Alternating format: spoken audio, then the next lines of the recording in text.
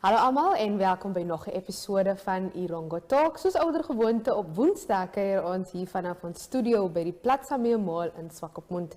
Soos gewoonlik bring ons vir julle die nuus, die weer, getuie as ook Grampie se visvangverslag. Vir ons onderhoudsegment gesels ons met Lindsay Payne, wat die skoolhoof is van Riverside Private School hier op Swakopmund. So, bly asseblief ingeskakel, ons is nou weer terug.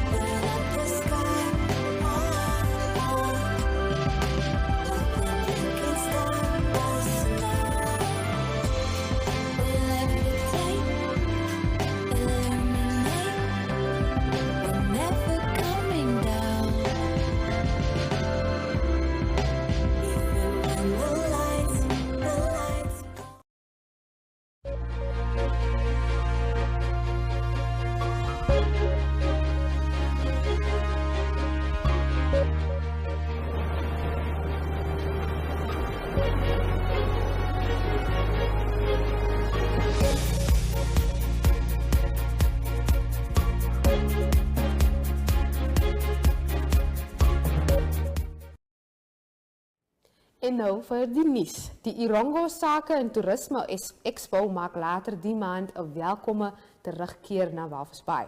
Die geleentheid is hard getref met die uitbreking van die COVID-19-pandemie en kon die afgelope 2 jaar nie plaasvind nie.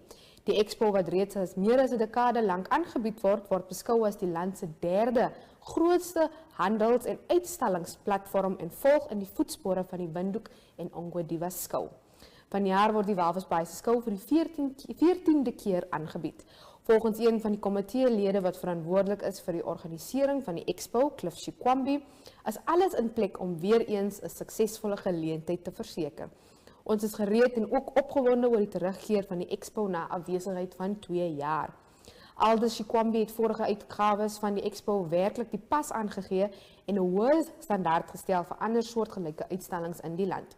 Inwoners van die kus kan dus uitsien na nog 'n uitsonderlike, opwindende en 'n volledige handelsplatform en skouspel. Uitstallers by vorige skoue het banke, opvoedkundige instellings, versekeraars en kleinhandelaars as ook 'n magdom plaaslike besighede, ministeries en openbare ondernemings, sowel as diplomatieke sendings wat in Namibië verteenwoordig is, ingesluit. Die expo vind vanaf 26 amptelike opening tot 29 Oktober by die Walvis Bay munisipale terrein plaas. Op 27 en 28 Oktober word 'n sake simposium aangebied waar die impak van COVID-19 op besighede en die bou van slim en volhoubare sakestrategieë om soortgelyke pandemies te oorleef bespreek sal word.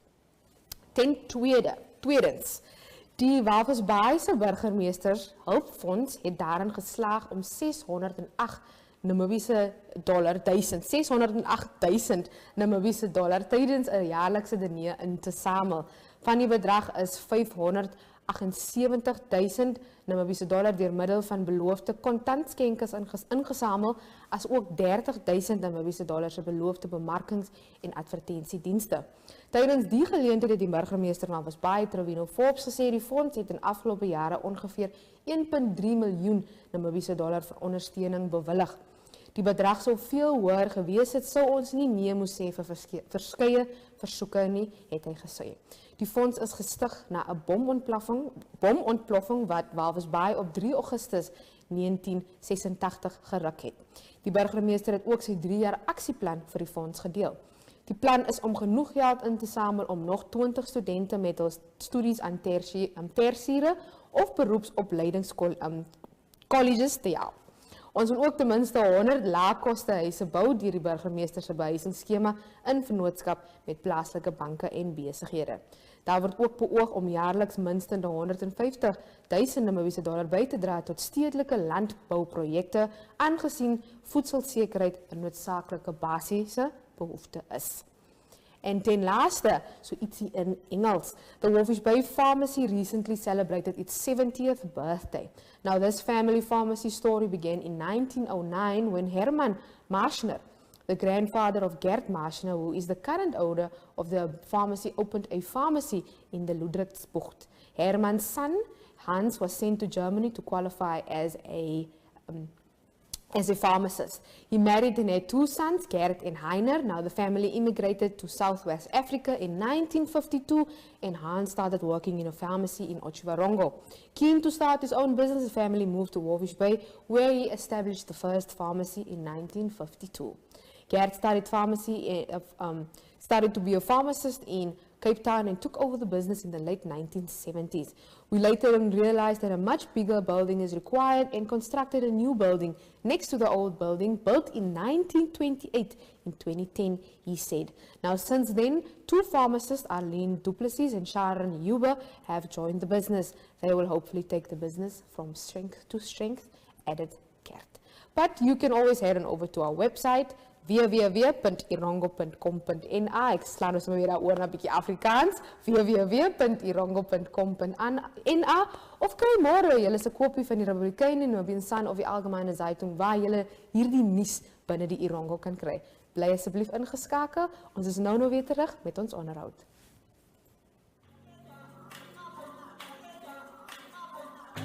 Africa Good Morning is a current affairs program that brings you the latest from Southern Africa and beyond.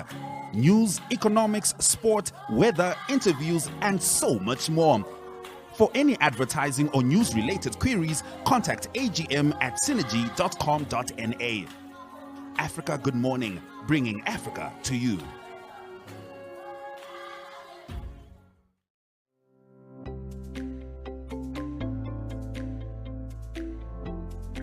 In Business 7, you get the latest news on current economic, financial, and business matters in Namibia. The bi-weekly printed edition features informative graphics, articles, and in-depth analysis of burning issues in a way that caters for ordinary Namibians and business connoisseurs alike.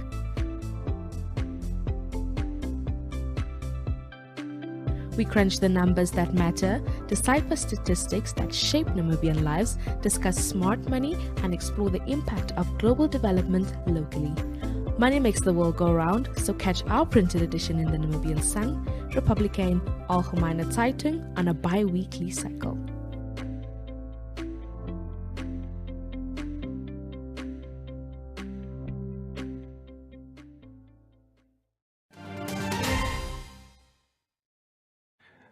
Today, we're joined by Ms. Lindsay Payne, the first principal and teacher of the school.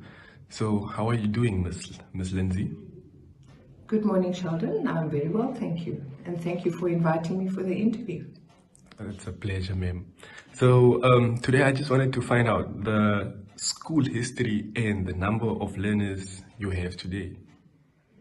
Well, the history of the school is we opened the school in 2012. Initially, we were known as Swakopmund School of Excellence, and we had 15 students at that stage who are now the current grade 11s. The school has grown every year from grade 1 up to grade 11 now, and currently we have about 195 students. Yeah, so you said you taught this grade 11 learners back in the day. So why are these grade 11 learners significant to you? Sheldon, you know, I've taught grade 1 for many, many years. And when they're little, when they're 6 and 7 years old, they're just these wonderful little inquisitive children.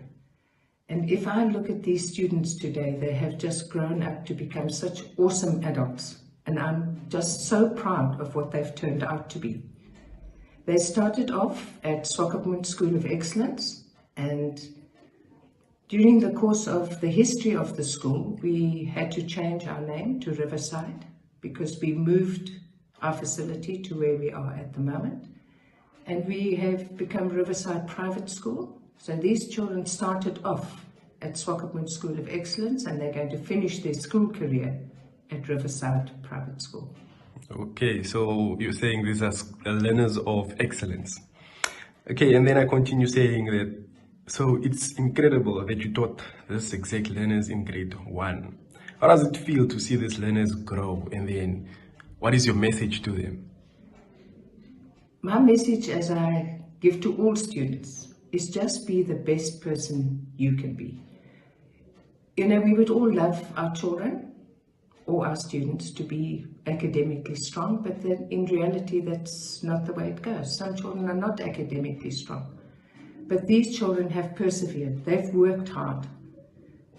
They've achieved so much in their school career. And my wish for them now is just go forward and just be the best person you can be when you finally leave Riverside Private School. Okay. Like, tell me your history as a teacher. May I just go back to the start of our current school? We were renting a classroom at Learning Right Kiddie Centre when we started off. But for the first year, it was fine. We only had 15 students.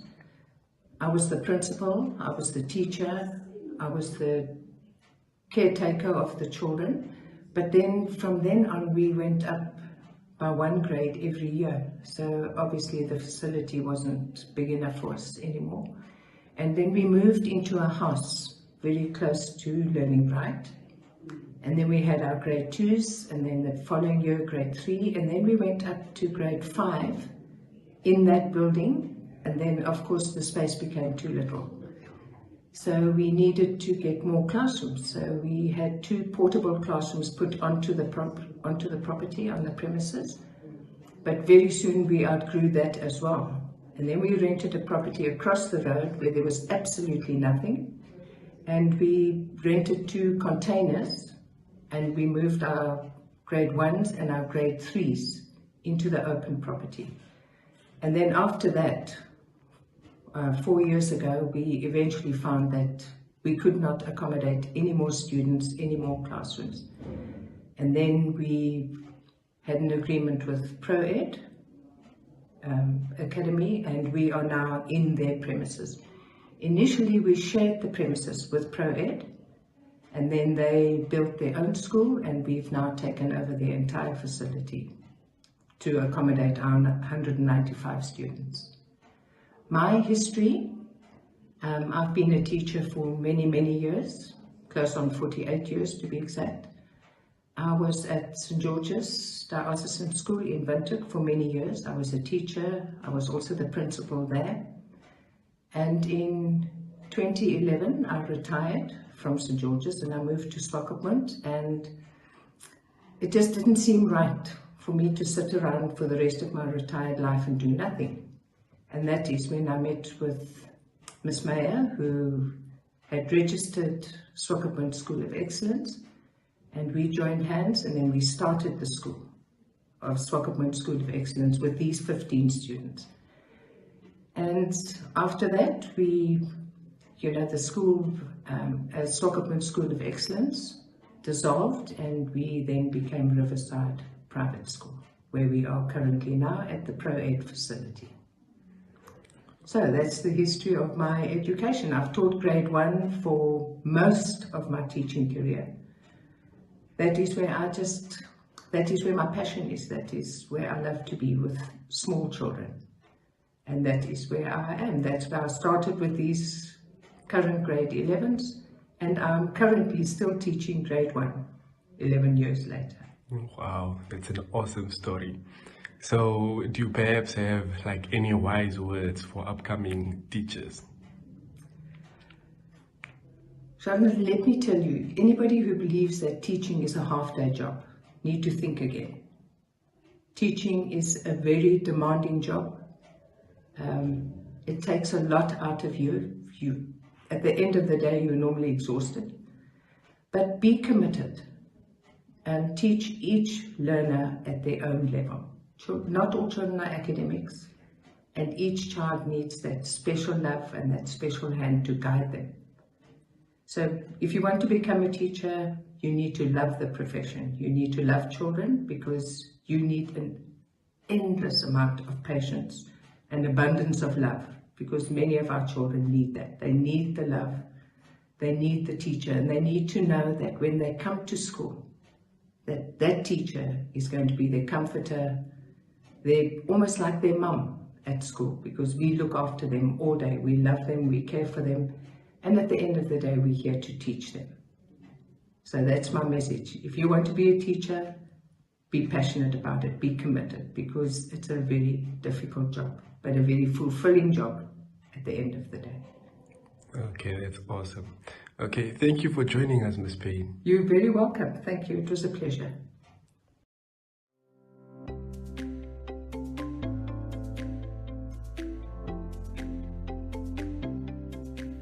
Market Watch is a daily publication covering the most important market-related topics. You'll find the economic indicators and company news in brief on a daily basis.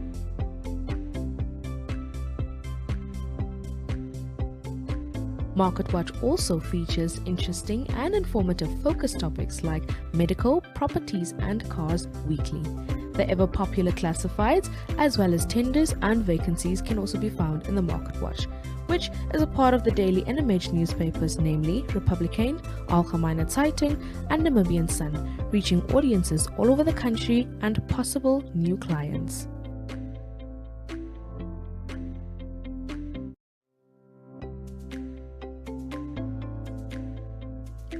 Republican se kuns- en vermaaklikheidspublikasie Kollig verskyn 1 keer 'n maand in druk en aanlyn. Moet dit nie dan misloop nie. Lees in hierdie publikasie die nuutste oor plaaslike en internasionale kuns, literatuur en persoonlikhede in die bedryf en oor wat op die vermaaklikheidsfront is om jouself en jou familie mee besig te hou.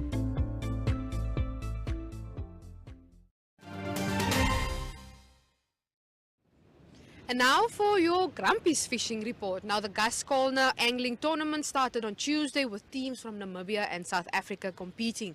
The participants will be fishing for 3 days in different areas each day. The men and ladies will be fishing in different areas to make the weighing of fish or sharks easier and also to keep everyone safer. These anglers will target mostly sharks with spotties, bronzies and cow sharks, the preferred species. These types of sharks are most commonly caught and also carries good weight. Good luck to our fellow Namibians, make us proud.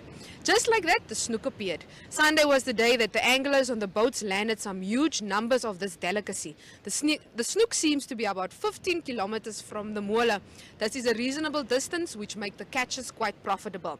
I'm a fan of frying snook and enjoys it especially with apricot jam, butter and garlic. One can source the snook directly from the boats at the fish cleaning area opposite the Ministry of Fisheries in Swakopmund. A snook is a rather large fish, so the going rate is 150 Namibian dollars per snook and it feeds 4 to 5 people easily.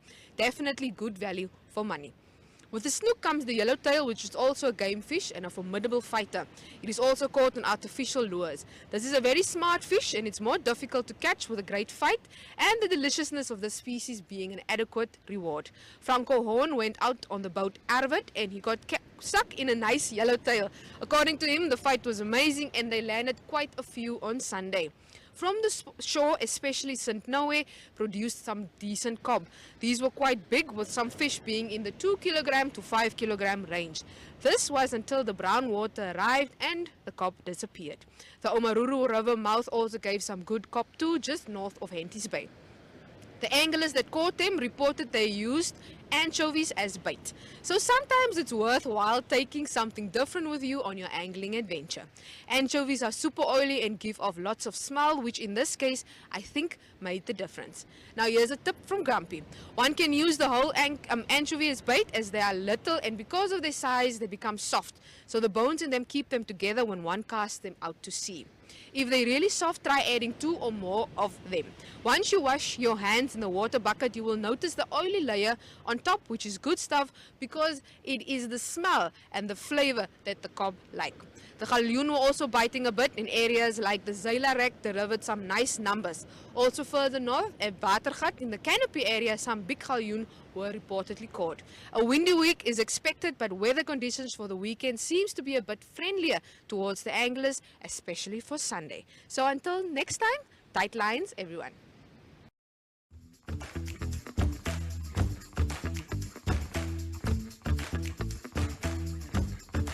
Namibia's hospitality is as vibrant as its people. Join the What's Cooking team as they travel the country cooking, chatting, and celebrating local personalities and the joy of food. If you think you have a standout offering, whether it's a restaurant, bar, pop-up event, or braai stand, get in touch with the What's Cooking team at cooking@synergy.com.na, and we will be there to show the world what's cooking. Programs air every Friday at 4 p.m. on all the NMH Facebook platforms, as well as on NTV, DSTV channel 285, and GoTV channel 94 at 9 p.m.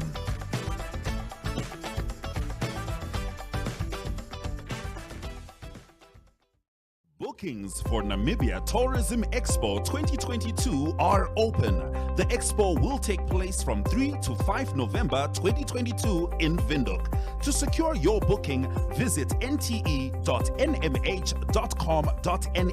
and for more information on the expo, follow all Namibia Media Holdings platforms. The expo is supported by the Ministry of Environment, Tourism and Forestry, Namibia Tourism Board, FENATA, City of Windhoek, and Namibia Media Holdings. Namibia Tourism Expo, taking tourism to the regions.